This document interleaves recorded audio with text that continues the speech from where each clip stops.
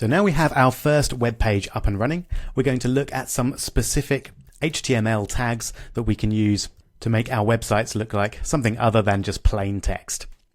And in this video, we'll be looking at header tags. So I'm going to get rid of the text there, my first web page, and I'm going to do my first header tag. Now, do you remember how we do that from the example.com that we looked at a couple of videos ago?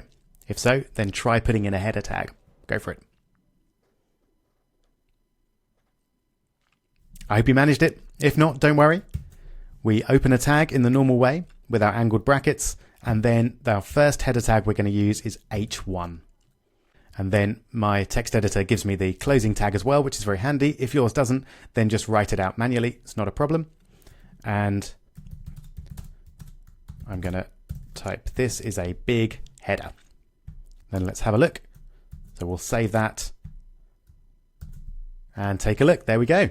So you can see this is what an H1 tag looks like with no custom styling. It's a nice big bold header. And that's about it. That's all we can do with an H1 tag. With an H2 tag,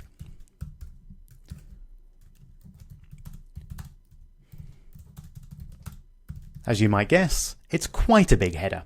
Not quite as big as H1, but let's have a look. There we go. So it's bigger than normal text and bold, but smaller than an H1. So you can probably see where this is going. We can have an H3.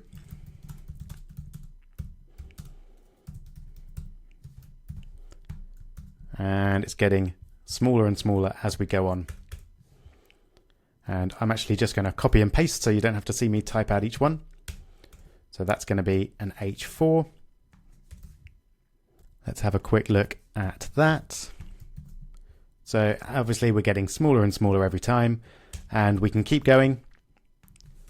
So H5. Smaller again. We're actually getting smaller than normal text here. And we can keep going.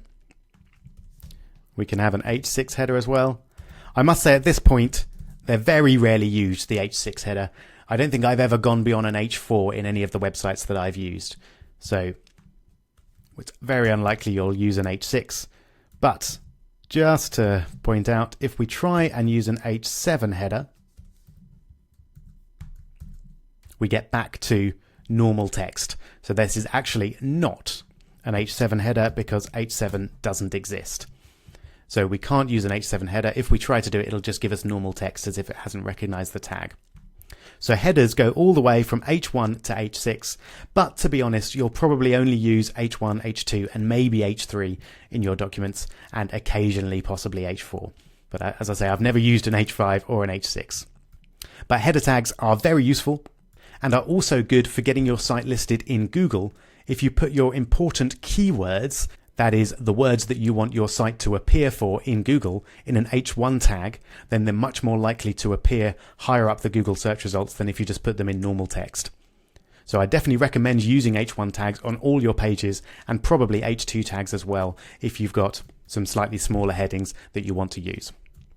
Alright, so now you're an expert in header tags. In the next video, we're going to look at paragraph tags, which was the other formatting tag that we saw in the example.com website.